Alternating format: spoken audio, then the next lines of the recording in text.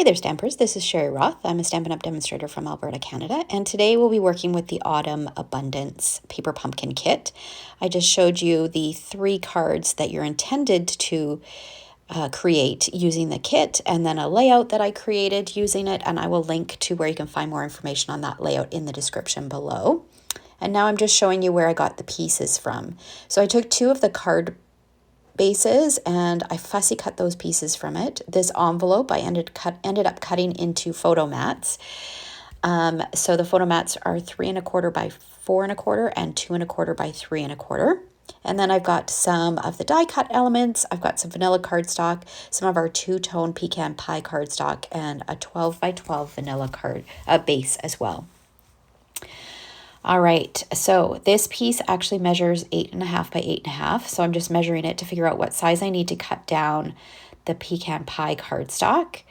And I'm going to cut it down to 8 3/4 by 8 3/4. So our 2-tone cardstock is actually the true pecan pie color on one side and then a shade lighter on the back side. And I am using the darker shade, so the true pecan pie. So I'm just going to add this piece to the center of that pecan pie, and then that's going to go in the center of the vanilla. I grabbed my quilting ruler. I have a 6 by 12 inch quilting ruler, which I love for scrapbooking to try to get something evenly spaced in a couple directions. Actually, you can measure in 3 different directions at the same time, which is really nice. And I'm marking using a pencil the top here because my initial thought was I was going to stamp up at the top. You'll see I don't end up doing that. So now I'm taking these pieces. So my intention is to use that fussy cut card base as kind of a border, and then this as kind of a little bit of a contrast behind my photos. So you can see from the card front, when you cut it, it does have some straight edges. So I lined up that right side with the edge of that vanilla cardstock, and the left side straight edge will actually be covered with one of my photo mats. So even though there are straight edges, maybe where you don't want them, just as long as you've got a little bit of creativity, you can actually make them work for you. So I popped this up using dimensionals so I can kind of tuck my photo mats underneath here. So I'm just kind of auditioning them in different areas just to see what I like. And I think I'm going to go with that. And then I've got some die cut elements, and I'm just going to kind of position them to try to figure out where I want to have them. And I brought one of the stamps out. I thought of maybe stamping up there, and this is where I decide, no, I'm not going to stamp. I'm going to pop out the smaller wood chip and pop that under there. I don't love that. I kind of play around with this quite a bit before I end up liking it. You can see, and I'm not done yet. I'm going to play with that quite a bit. All right, so I'm pulling out this little strip. I'm going to add this in here. Paper pumpkin kits are just so great for scrapbooking because it really can be something that comes together really quickly and easily because so many of those elements are already done for you. So I'm popping out a few more pieces here, kind of trying to figure out where I want my embellishment clusters to go. I do have the Autumn to Remember stamp set, and I'm going to use the Bountiful Blessings greeting from that set as my title.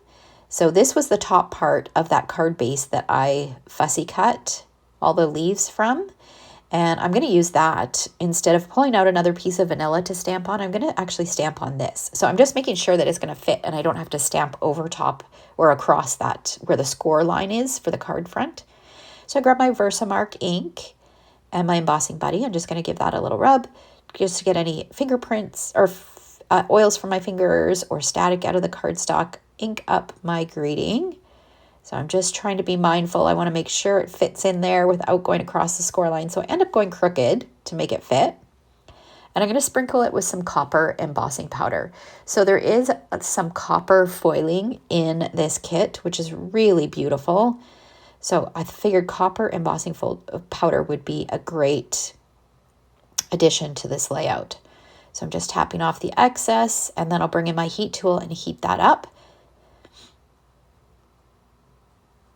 That's going to give us a little bit of a metallic look, pull in that metallic look from the foiling in the leaf border. Heat embossing is such a great way to step up a project too, and it's so simple. And then I'm going to take this and I'm going to fussy cut it. So I did it straight across, and then I followed the bottom of the word blessings. And here I'm just going to audition it in a few different spots. I end up going with it on the right, but I didn't like how it kind of got lost on that border. So I did try it out in a few different spots. I did really like it here, but you'll see what I do to actually make it pop just a little bit more. So now I'm just taking my bone folder, curling up the leaves to give them a bit more dimension.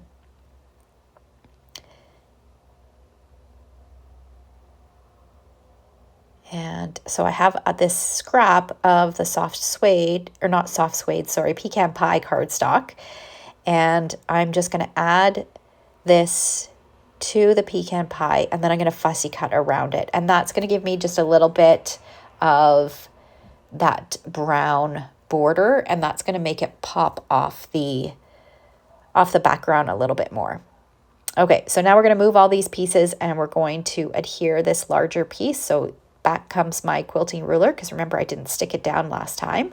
I just did those pencil marks. So this allows me to make sure that I have a equal distance at the bottom and then the two sides, because we are working with squares and I do want it to be kind of in the center. Then I'm going to adhere my photo mats. So the larger photo mat on the left and then the smaller photo mat on the right.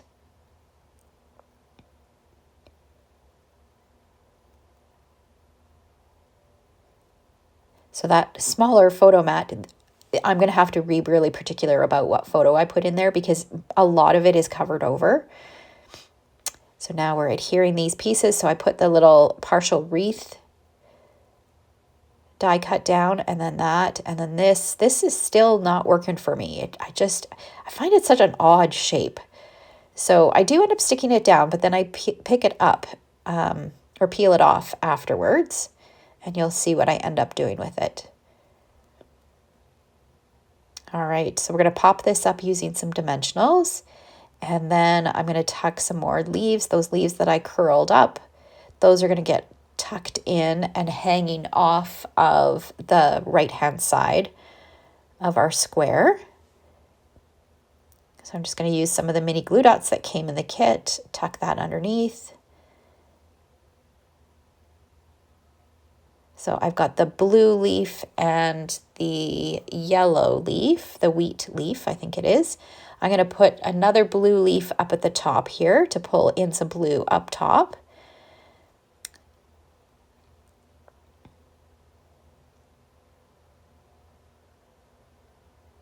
I really fuss with this embellishment cluster quite a bit. I bring back that wood chip, see what I can do with that. I didn't like the wood chip right in the center underneath the wreath, but I do like it off to the side like this. But that leaf that we've got already stuck down is just not working for me. So I went and grabbed some linen thread, and I always love to add some fibers to my layouts. So I'm going to tie a bow with some linen thread. And I thought maybe of putting it in the center of this leaf, but this is where I pull it up. I'm like, yeah, no, this isn't working for me. So what I end up doing is I end up snipping it in half and using half of it up here and then the other half where the other leaf embellishment cluster is. And I like how that turned out.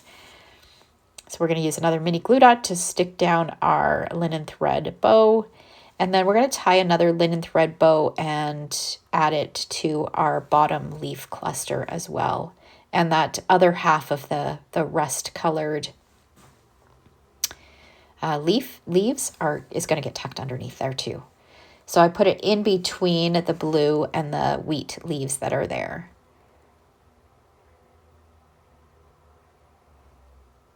And then here comes another linen thread bow. And then I think the last thing that I do is I was looking through my embellishments. I'm on this quest to use up some of my embellishments that I hardly have anything left. And I had some of the neutrals sequins left, and there were only a few left. So, and there were some copper ones in there. So again, pulling in that copper color, I'm going to use a few of those on this layout as well. So close to finishing these embellishments up, but not quite. All right. And there we go. Our layout is done.